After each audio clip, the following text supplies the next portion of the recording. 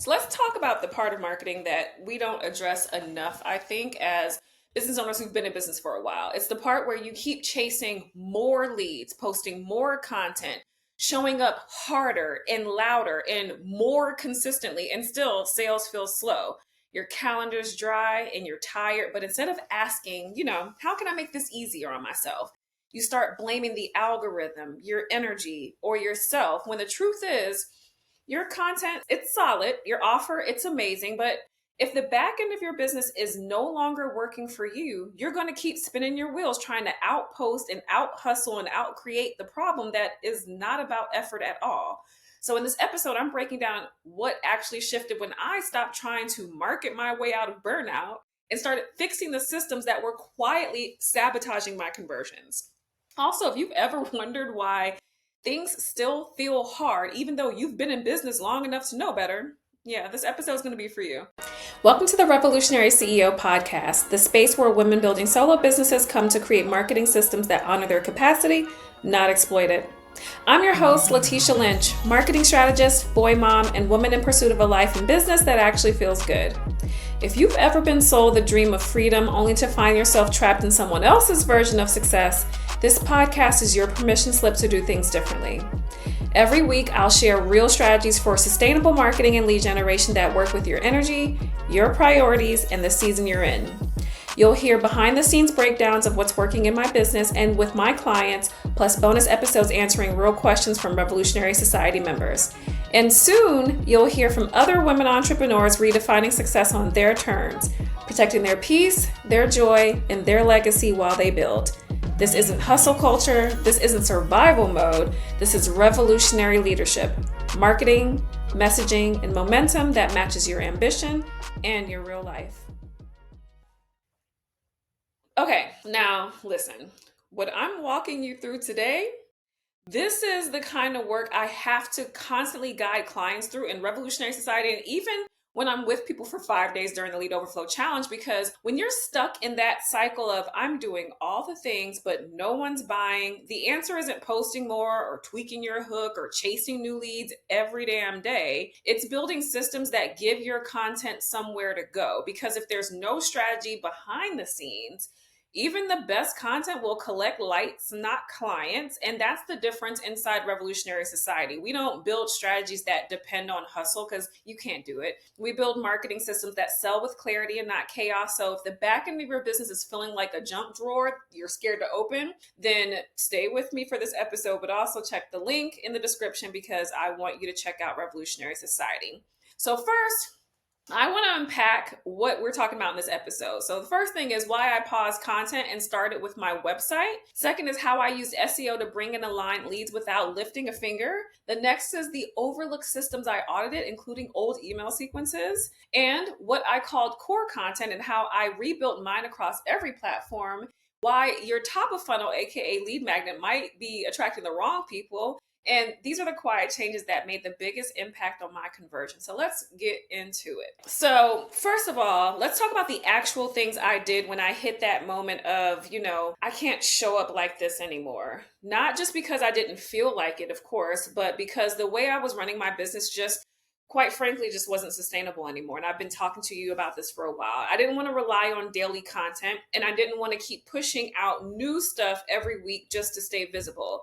So instead of trying to be more motivated, because I wasn't, I looked at the systems that could carry the weight for me. And I started with the thing that often is most overlooked. So first, I started with my website. And, if people are landing on your website but not buying, that's not a content problem. That's a conversion problem. And when I looked at my own site, I had to admit it looked good, but it didn't move people. First of all, the messaging was too long, too damn long, too wordy, too focused on what I offer, not what it changes. Also, people were not staying on my site. They weren't clicking. I don't know what they were doing. I even have, Hotjar? Anyways, it was giving thanks, but no thanks. So I ended up stripping it back. I reworked the copy to focus more on outcomes and not just features. I tightened up the navigation so it didn't feel like a maze. And I asked myself, if someone landed here with no context, like a stranger, they didn't come from social media, would they understand what I do and why it matters? Would they trust me? And once I did that, people started spending longer time on my site. They clicked more, they explored my services, and sales started showing up without me having to post a single piece of content on social media. And people were asking about services that I wasn't talking about on social media. So if your site is getting traffic but no conversions, that ain't a pricing issue or a social media content issue, it's a clarity issue. The second thing is I fixed my SEO strategy. And here's the question that hit me like a truck. If I didn't post on social media for 30 days, how would new people find me? Right? And that's when I knew my visibility was not 100%, but very dependent on me showing up actively. And I needed to change that. And so I pulled up my website, my blog, my podcast, my YouTube, because those are the things that are heavily based on SEO and people finding you. And I realized, okay, my keywords were wildly outdated. They reflected the older version of me, my old services, my old keywords, my old focuses. They weren't aligned with my current offers or the people that I actually wanted to attract right now today. And so I had to rebuild my entire SEO foundation. I updated my blog post titles, my headers, and topics to reflect today's messaging. I then had to go into YouTube and I rewrote my video descriptions, my tags. I redid my playlist, literally all of it. I went to my podcast. I changed the podcast episode topics to align with the kind of problems my current client that I want to work with is going through and Googling. And the results, well, again, website traffic went up. Inquiries started coming in from people I didn't know. Actually, most of my new clients last year for services were people I did not know. People were finding my services without a single post from me because I don't talk about my services on social media usually. I'm trying to now, but that's the power of SEO, and it turns your content into a sales team even when you're off the grid, which was extremely important to me. Next, I audited my email systems. Now, I really want to talk email because I know so many of y'all have lead magnets and nurture sequences because that's how people help you build them, right? I help my clients build these all the time. But when's the last time you actually audited them? Like, really looked at them?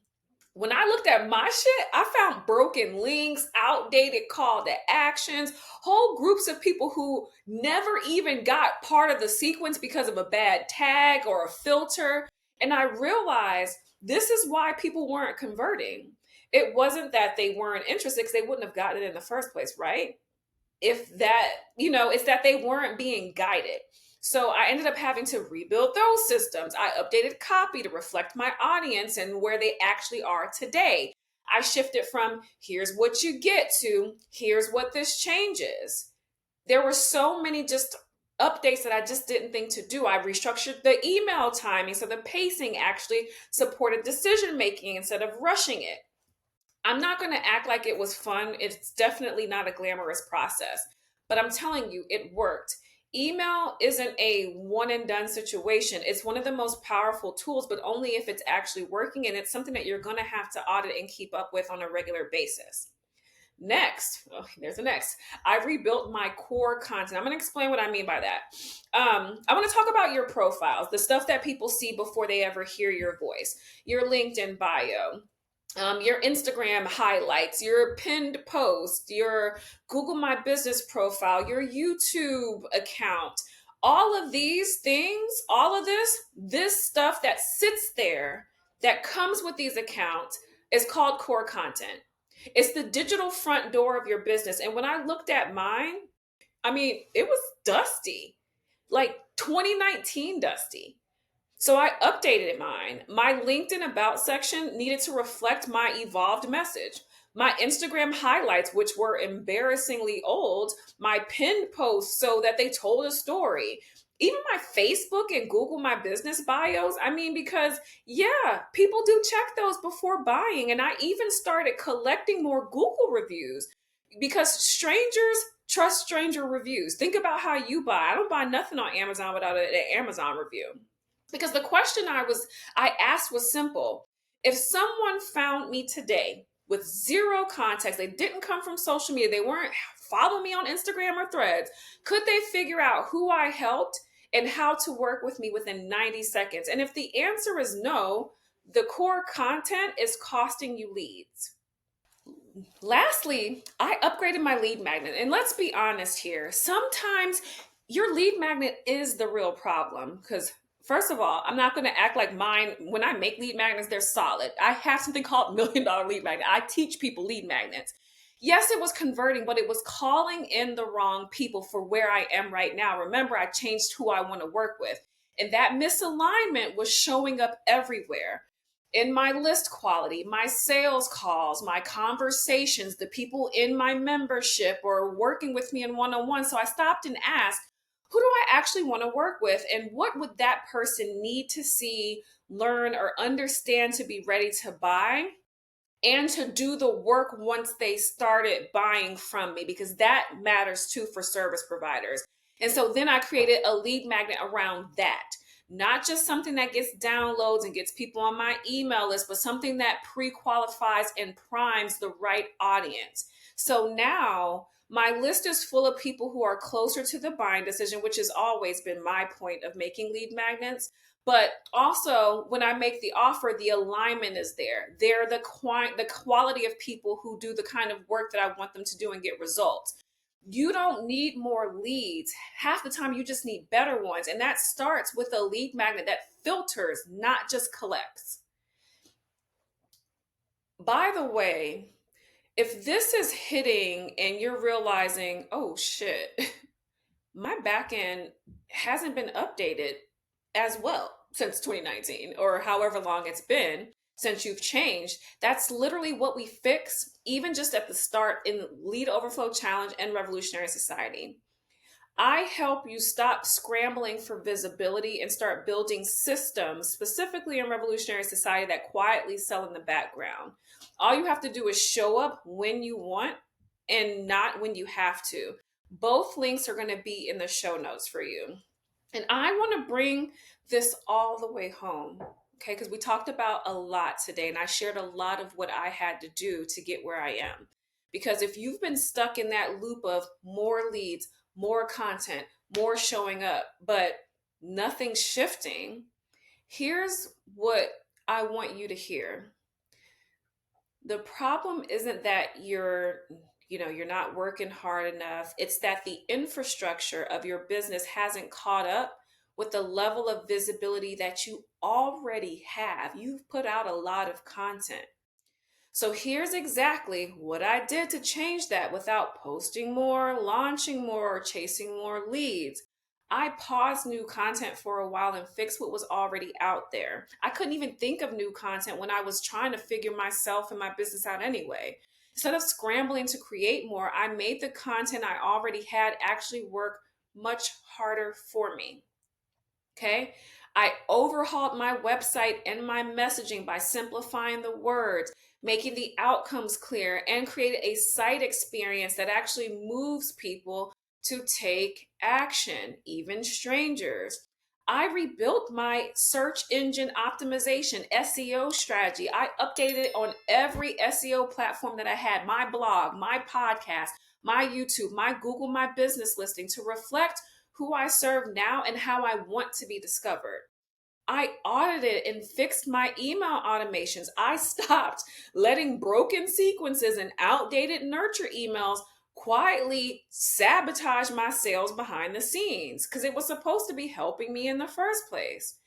I updated my core content across my platforms. I went to LinkedIn, Facebook. I don't even use Facebook. My IG highlights, my pinned post, and my bios, they all now actually reflect what I do and how I help. No more sending mixed signals. And I reworked my lead magnets, not to get more people, but to get the right people, people who are already definitely halfway to a yes before they even landed on the page, but also the kind of people that when they hire me, they're going to do the work and trust the process. So here's the truth. None of this was flashy. I did build in public, but it wasn't sexy. And most of it, nobody clapped for me. No one was excited. It wasn't I made $1 million overnight. But when I tell you it changed the entire way my business moves, how I get to feel within my business, how I get to live my life around it, I mean it. This is what it looks like to build a business that sells with systems and not stress. Because if the back end is broken, I'm telling you, no amount of content can carry that weight for you. In fact, you're going to be pulling more weight with content to keep up. So before you post another reel or build another funnel, pause, look under the hood and fix the foundation first, because I can guarantee there's something there you need to update. Now, if you're tired of feeling like the only way to get leads is to keep posting, keep pitching, keep pushing, and deep down you know you cannot continue to sustain that, then this is your sign to stop trying to do more and start fixing what you already have. And I have 2 ways that I'm happy to help you do so. The first, that I've been telling you all along, is the Lead Overflow Challenge, which is where I will help you get clear on how much marketing you actually need based on your capacity, your goals, and what you've already built, so that you can sell smarter and easier. And if you want ongoing support to install a lead generation system that is able to adapt with you all year long, not just in one season, but every season, whether you're in launch mode or life mode, then you belong inside a revolutionary society. That's where we build businesses that bring in leads without you having to be in hustle mode 24/7, because the work you've already done, I mean, it should really be working harder than you. Harder than you. Links will be in the show notes. I appreciate seeing you in this episode, and I'll see you in the next one. If you enjoyed this episode, subscribe to the Revolutionary CEO podcast on your favorite podcast listening platform and leave a review to let me know the moments you enjoyed most. Substackers, Spotify users, and YouTubers, leave me a comment with your biggest takeaway or questions from the episode. And be sure to connect with me on Instagram, YouTube, or Threads. I'm at Her Marketing Coach. Talk to you next week.